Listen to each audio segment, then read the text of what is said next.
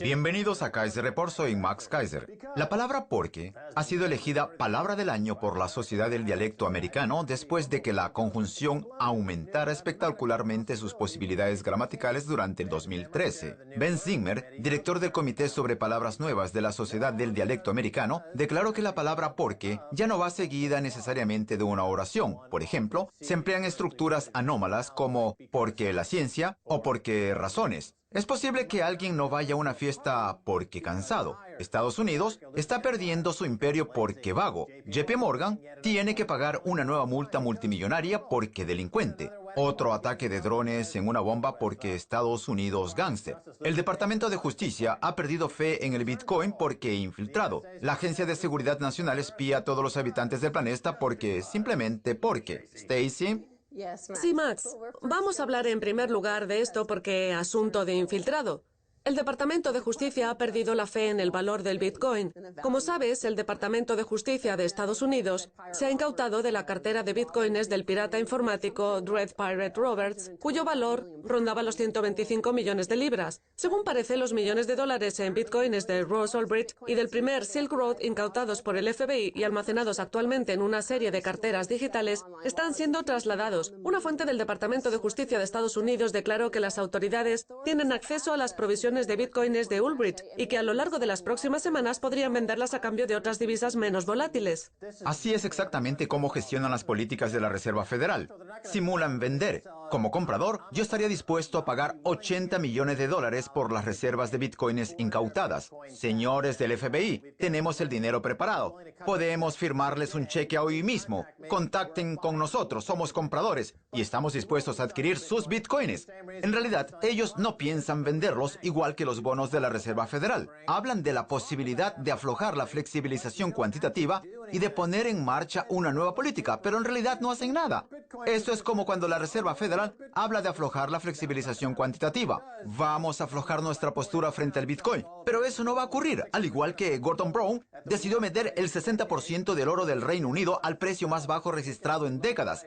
Si el FBI decide vender los bitcoins al ridículo precio de 900 o 1000 dólares por bitcoin, yo estoy dispuesto a comprarlos todos, señores del FBI. Bueno, creo que es porque asunto de infiltrados. Y es que existe la posibilidad de que estalle una guerra de divisas y se rumorea que China y Estados Unidos están adquiriendo bitcoins dentro de esa guerra de divisas que puede estar librando un país contra otro. Es posible que haya infiltrados en China, pero no lo sabemos. Ahora bien, la siguiente información nos permite deducir ciertas cosas. La razón por la que se ha decidido vender es porque el gobierno ha permitido la fe en el valor del Bitcoin y no quiere enfrentarse a la volatilidad de la divisa. Si han perdido la fe, eso significa que anteriormente tenían fe. Bueno, yo creo que nunca han tenido fe en el Bitcoin. Según algunas noticias, Estados Unidos se está dando cuenta de que el Bitcoin y las criptodivisas suponen una amenaza para el dólar, que también se ve amenazado por el hecho de que China esté adquiriendo bitcoins. Esa es la razón por la que el gobierno de Estados Unidos pretende adquirir bitcoins.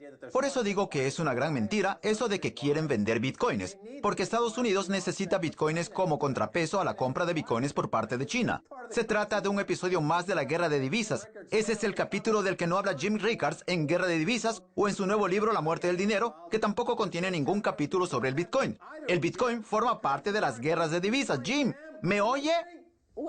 También podemos decir, porque privilegios desorbitados, como señala nuestro siguiente titular sobre el Bitcoin. Un informe del Congreso advierte de la amenaza que puede suponer el Bitcoin para el dólar. Un informe del Congreso estadounidense publicado el mes pasado casi en secreto sugiere que el Bitcoin podría suponer una amenaza para la política monetaria estadounidense y aconseja un control permanente por parte del Banco Central. El informe titulado El Bitcoin, preguntas, respuestas y análisis de las cuestiones legales fue publicado por el Servicio de Investigación del Congreso. Pues bien, el informe advierte de que efectivamente el Bitcoin podría constituir una amenaza para el dólar. Se trata de un informe elaborado por el Congreso para el Congreso. Claro que constituye una amenaza para la supremacía del dólar y para la Reserva Federal, al igual que el intercambio de archivos P2P acabó con la industria discográfica. Esa es la razón por la que la Asociación de Industrias Discográficas y la Asociación Cinematográfica de Estados Unidos decidieron demandar a sus clientes y, en el caso de Aaron Swartz, acosar a una persona hasta llevarla al suicidio. Eso hacen, amenazar a la gente que usa el Bitcoin con largas penas de cárcel. Pero es tarde. La gente utiliza las criptodivisas y se está alejando del dólar y de los bancos centrales en busca de la libertad. ¡Libertad! Porque el Bitcoin mejor, el Bitcoin mejor. Porque las cosas maravillosas que hacen. Van a ver al mago maravilloso del Bitcoin para que les ofrezca algo para acabar con los estúpidos y fraudulentos bancos centrales y con todos los idiotas de Europa, como el Banco Central Europeo y Mark Carney. Están perdidos. Porque el Bitcoin mejor. Bien, al inicio del programa señalábamos que el FBI se ha incautado de las carteras de bitcoins del pirata informático Dread Pirate Roberts, que no es otro que Ross Ulbricht. Pues bien, el FBI aparece en el siguiente titular. El FBI reconoce que su objetivo ya no es hacer cumplir la ley, pasa por alto muchos delitos para centrarse en la invención de conspiraciones terroristas ficticias. Hace un par de años se descubrió que el FBI indicaba en uno de sus manuales de entrenamiento contra el terrorismo que sus agentes podían hacer una excepción a las normas y dañar la libertad de otros, lo que resulta chocante cuando se trata de una agencia gubernamental que afirma que su función principal es hacer cumplir la ley. Uno podría pensar que es importante respetar las normas, sin embargo, como ha revelado John Hudson, del Departamento de Política Exterior, durante el verano pasado el FBI modificó en secreto su hoja de condiciones. La función principal ya no es hacer cumplir la ley, sino velar por la seguridad nacional. Aquí tenemos una captura de la hoja de condiciones antes del cambio y después. El FBI no autoriza mi protector genital, al igual que no autoriza el Bitcoin o cualquier protocolo consentido que se ajuste a la ley, puesto que, en una labor conjunta con la Agencia de Seguridad Nacional y otras organizaciones, se dedica al espionaje a gran escala y tiene por objeto convertir Estados Unidos en un estado policial. Mira, esto es lo que sucede. Cuando el FBI cambia su hoja de condiciones y deja de procesar a los delincuentes... Cuando deja de hacer cumplir la ley. Cuando deja de hacer cumplir la ley para, entre comillas, velar por la seguridad nacional, lo que realmente dice es que tienen derecho a infringir la ley en beneficio de las grandes empresas. Sí. Que determinan la agenda de la Agencia de Seguridad Nacional, las empresas energéticas determinan la política energética, Monsanto determina la política agrícola, Corrections Corp of America determina la política de vigilancia y la política penitenciaria. Y el FBI solo sirve a esas empresas que pueden infringir la ley que se les antoje. El FBI sirve a sus dueños con la premisa de la seguridad nacional. ¡Qué final tan brusco! Porque chiste, porque maldito chiste. Escuchen eso, señores de la Sociedad Americana de la Semántica. Sociedad Americana del Dialecto. Sociedad Americana del Dialecto. Tomen su pipa dialéctica y fúmensela. Porque el FBI, maldito chiste. Así pues, puede decirse que el FBI ya no se dedica a hacer cumplir la ley. Ya nos habíamos dado cuenta gracias a algunos periodistas que lo habían denunciado con motivo de la crisis financiera. Veamos en qué medida se ha reducido el número de efectivos del FBI que tienen como función hacer que los banqueros cumplan la ley. La disminución de las investigaciones sobre delitos financieros es evidente en el año 2000. El FBI envió a la justicia 10.000 casos, mientras que en el 2005 la cifra se quedó en solo 3.500. Si el FBI hubiera seguido investigando los delitos financieros al mismo ritmo que antes de los atentados terroristas, habría unos 2.000 delincuentes más entre rejas, concluye el informe. El FBI ha decidido que sus investigadores de delitos financieros trabajen para JP Morgan con el fin de que cometan fraudes para el banco, que se ha visto involucrado en un nuevo escándalo y ha tenido que pagar otra multa multimillonaria por su participación y complicidad en el escándalo de Bernie Madoff. Han reconocido haber blanqueado dinero para cárteles de la droga, haber participado en el escándalo de Bernie Madoff y haber ayudado al HSBC a blanquear dinero y financiar a Hezbollah. Pero no pasa nada. Pagan una multa de 2.000 millones que es insignificante al lado de los 20.000 millones de beneficio que han conseguido. Ese es el precio de haber negociado con nosotros. ¡Idiotas! Ahora, el FBI trabaja para nosotros, ayudando a velar por la seguridad nacional, lo que significa que nos llenamos los bolsillos con el dinero que robamos de las cuentas bancarias de la gente. Se han producido retiradas de dinero en Chipre y no tardarán mucho en extenderse a Estados Unidos y al Reino Unido, porque retiradas de dinero... Acabas de hablar de diferentes casos en los que JP Morgan y entidades similares como el HSBC, Barclays, el RBS, el Deutsche Bank y Société Générale infringen la ley de forma repetida. Mira esto, criticado un documental sobre las personas que viven en las calles de Birmingham gracias a las ayudas del Estado. El Canal 4 del Reino Unido ha emitido un documental que especialmente en el primer capítulo habla de las calles de Birmingham, mostrando a toda la gente que supuestamente vive de las ayudas del Estado. Y eso ha molestado a mucha gente, en especial a los seguidores de la prensa sensacionalista. El documental incluye entrevistas a personas que reconocen dedicarse a robar y a cultivar drogas. Pero los bancos también han reconocido haber manipulado el LIBOR. ¿Qué diferencia hay? Se trata de un robo porque robo y porque robo. David Cameron dice que los 4 grandes bancos del país desempeñan un papel fundamental, que están al margen de la ley, que aportan liquidez, que animan el mercado, que financian su campaña para la reelección y que son el modelo a seguir. Si el HSBC, Barclays, Lloyds y el RBS son el modelo a seguir, como dicen David Cameron y Josh Osborne, recuerda que el RBS ha sido descubierto torturando a pequeñas y medianas empresas y robando sus activos a precios irrisorios, como señala el informe Tomlinson, del que tiene conocimiento Vince Cable. Si James Cameron señala a esos cleptócratas, delincuentes en serie, ladrones hipócritas, sociópatas y psicópatas, y dice que constituyen el modelo a seguir para la sociedad, entonces no puede criticar a los ciudadanos de Birmingham que actúan igual que esos modelos. Si para David Cameron el modelo a seguir fuera alguien distinto, por ejemplo, el Papa, entonces los ciudadanos de Birmingham a lo mejor actuarían de otra forma. Pero David Cameron pasea del brazo del HSBC, que financia a Hezbollah, una banda compuesta por terroristas suicidas que todos los días matan a gente, y dice: me encantan los terroristas suicidas. Asesinemos a todo el mundo. Soy David Cameron. Me encanta Hezbollah y me encanta el HSBC. En cambio, luego viaja a Birmingham y dice: no robe ese paquete de chicles o lo meto en la cárcel, jovencito. Menudo sinvergüenza. ¿Por qué sinvergüenza? Porque Cameron es un sinvergüenza. Creo que es el peor primer ministro que ha habido en 100 años. Sig Britton ha escrito en un tuit con su propia versión de los hechos: próximamente la calle de los banqueros que viven de las ayudas. Por supuesto, como sabemos, porque ladrones, porque sinvergüenzas, porque delincuentes, porque Cameron les deja, porque... ¿Por qué irnos? De acuerdo, porque adiós. No se pierdan la segunda parte, porque Kim.com.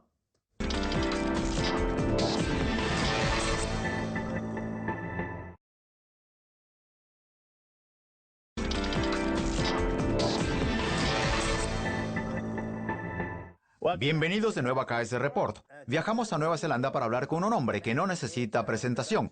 Kim.com. Kim, bienvenido a KS Report. Hola Max, gracias por invitarme. ¿Le están dando un masaje? Está en una postura interesante, Kim. Estoy en mi cama de trabajo, donde consulto el correo electrónico. Estupendo, Kim. Usted entró en el nuevo año escribiendo un tuit que decía: en el 2014 codifiquemos Internet. ¿Qué se trae entre manos?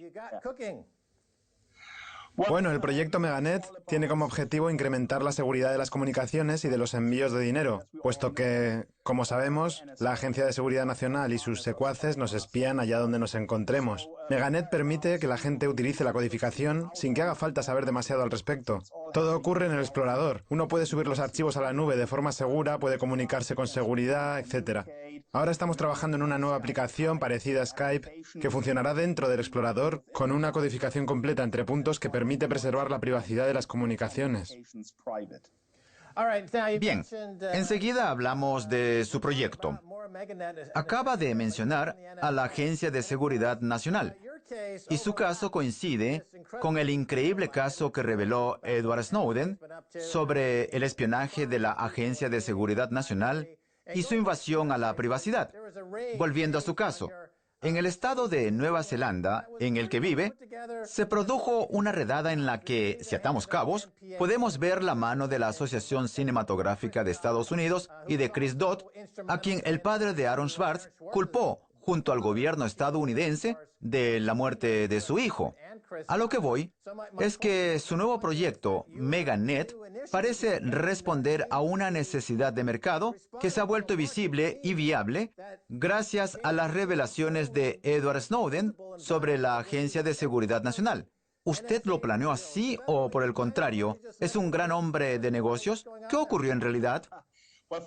Chris Dodd es el principal responsable de las agresiones que he sufrido. Dodd fue senador durante 30 años y es íntimo amigo de Joe Biden, que puso todo su empeño para que la Casa Blanca me castigara a mí y a Mega Upload. Hicieron una redada con varios helicópteros, 72 policías armados especializados en la lucha contra el terrorismo, perros entrenados, etc. Es totalmente desproporcionado para un caso relacionado con los derechos de autor. Pero además de todo eso, utilizaron el programa PRISM de la Agencia de Seguridad Nacional para espiarme. Cuando oigo las disculpas del gobierno de Estados Unidos, que asegura cada día que este programa de espionaje se ha utilizado exclusivamente en la lucha contra el terrorismo, me entra la risa, porque sé que lo han empleado para Hollywood en un caso relacionado con los derechos de autor. Usted está hablando de cosas que conocíamos gracias a John Perry Barlow de la Fundación para las Fronteras Electrónicas y al profesor Lawrence Lessig, que trabajaron con Aaron Swartz. Una curiosidad, dado que su trabajo guarda relación con el movimiento por la libertad de los derechos de autor, que tiene por objeto acabar con estos derechos, ¿ha estado en contacto con la Fundación para las Fronteras Electrónicas y más concretamente con el profesor Lawrence Lessig? Díganos si están en contacto el uno con el otro. Bueno, la Fundación para las Fronteras Electrónicas está trabajando en nuestro caso ante la justicia. En concreto, representa a un usuario de Mega Upload que quiere recuperar sus datos, al igual que les ocurre a millones de personas que llevan ya 2 años esperando. Lawrence Lessig es una de las figuras más importantes del ámbito intelectual que luchan por la libertad en Internet. Por tanto, sí, está en contacto con nosotros y nos desea suerte. Ahora bien, no es que yo esté en contra de los derechos de autor. Estoy en contra del extremismo de los derechos de autor. Creo que la persona que crea algo tiene derecho a ganar dinero gracias a ello, pero eso no debe anteponerse a la innovación, a las cosas que hacen que la sociedad funcione mejor. Lo que está haciendo Hollywood es tratar de convertir Internet en una red controlada a su antojo, y eso es en contra de lo que lucho yo.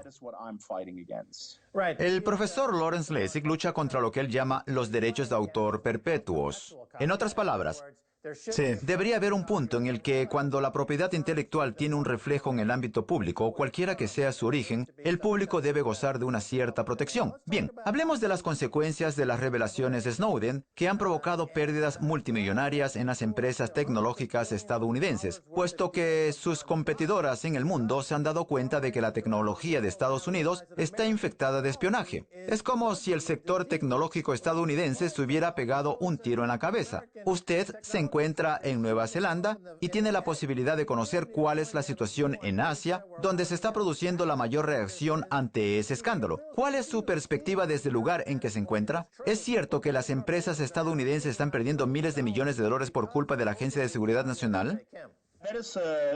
Se trata de un hecho muy peligroso para la economía de Estados Unidos. Todo el mundo se está dando cuenta de que la tecnología fabricada en Estados Unidos está sujeta a espionaje y a la invasión con troyanos. Y eso va a provocar que cada vez más países, gobiernos y grandes empresas se alejen de unos servicios que a partir de ahora no les parecerán fiables.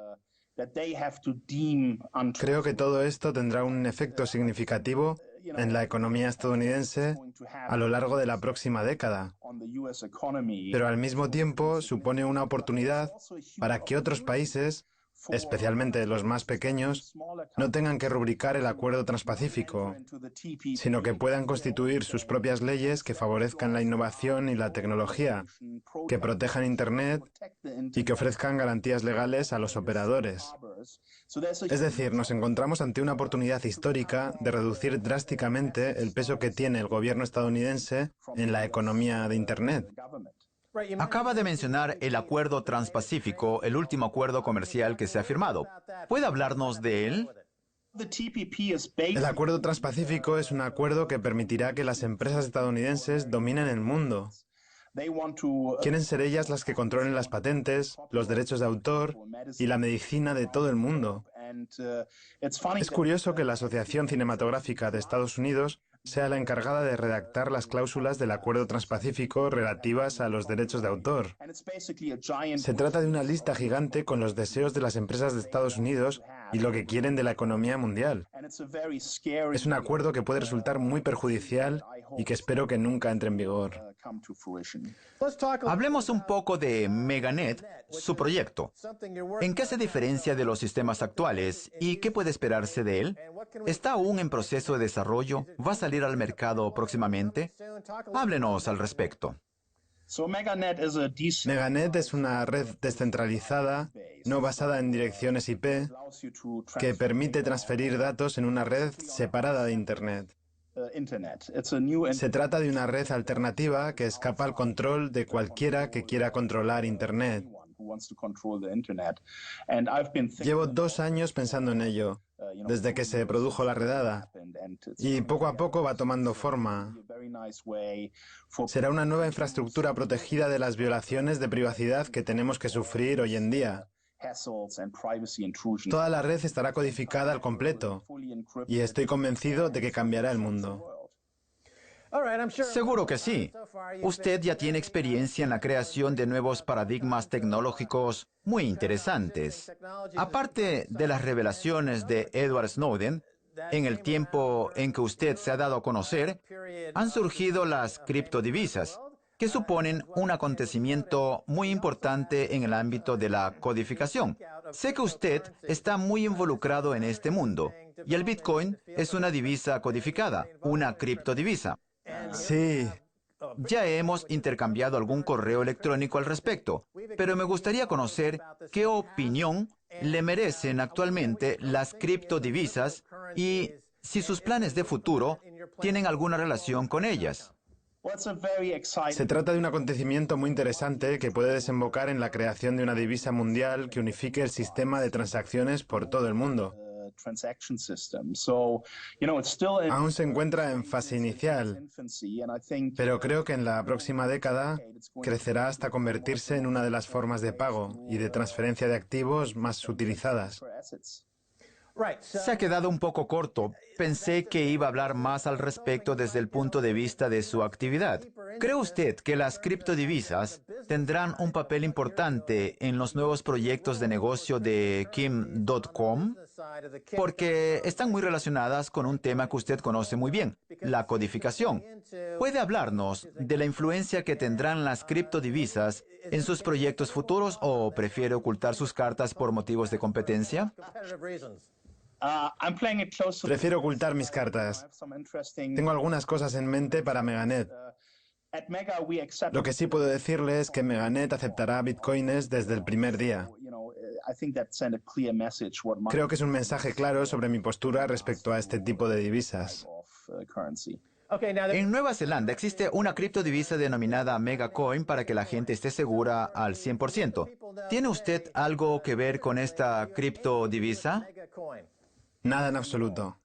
Estupendo.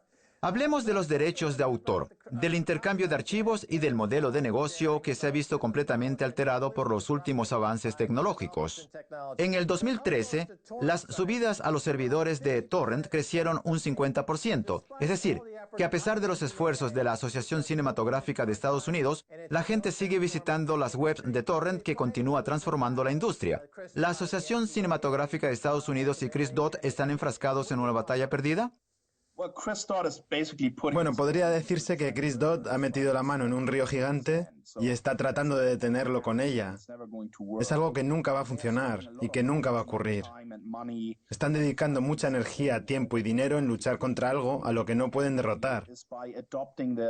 La única forma que tienen de derrotarlo es adaptarse a la nueva realidad y cambiar el modelo de negocio para transformarlo en algo que funcione mejor.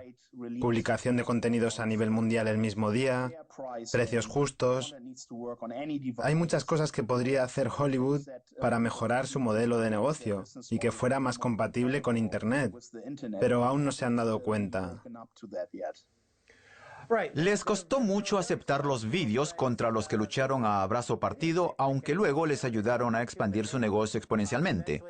Tampoco les gustaban demasiado los DVD. No les gustan las nuevas tecnologías, a pesar de que estas tecnologías no hacen otra cosa que incrementar sus beneficios. Max, ¿quieres saber por qué? Sí, dígame. Es por culpa de su forma de recaudar fondos. Tienen una red de socios de distribución por todo el mundo Y cuando se decide rodar una película, envían el guión a esos socios para que lo distribuyan. Hacen público quién es el director y quiénes son los actores, y eso les permite sufragar los costos de producción. Es decir, el riesgo que supone para ellos invertir en la industria cinematográfica es mínimo. Es una forma muy sencilla de hacer dinero. Sin embargo, las oficinas comerciales de estos socios de distribución son las dueñas de las licencias, por lo que no puede decirse que estén haciendo un estreno mundial de los contenidos, dado que estos socios tienen sus propios intereses. Quieren sacar la película al mercado cuando más les convenga. Quieren tener los derechos del estreno y del mercado en el que se estrena, etc.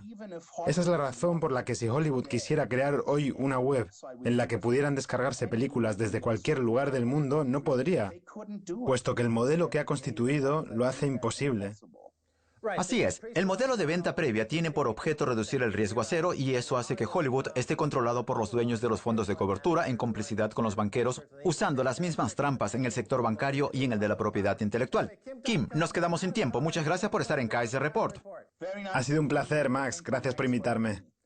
Es todo por hoy en Kaiser Report. Soy Max Kaiser junto a Stacey Herbert. Quiero agradecer a nuestro invitado Kim.com. Si quieren contactarnos, envíenos un tweet a Kaiser Report. Hasta la próxima. Adiós.